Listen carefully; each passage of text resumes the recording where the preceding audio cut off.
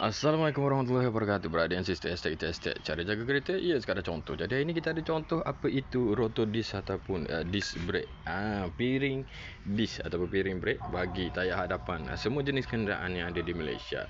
Namun cerita dia, benda ni ada dua cara. Satu sama ada hantar potong ataupun dipanggil sking untuk kategori mengelakkan kebengkokan. Namun disebabkan faktor harga barang yang baru ni hampir-hampir menyerupai harga untuk kategori potong ataupun skin. Sebenarnya ni barang ni baru dah murah dah ni. Jadi cadangan dia lebih baik tukar yang baru je lah.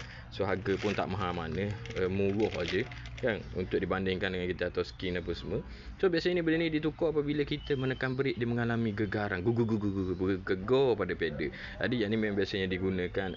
Cara dia ada dua, satu kita skin dan satu lagi kita beli yang baru je lah. So bergantung pada bajet anda. Selamat servis kenderaan anda. Good luck brother and sister.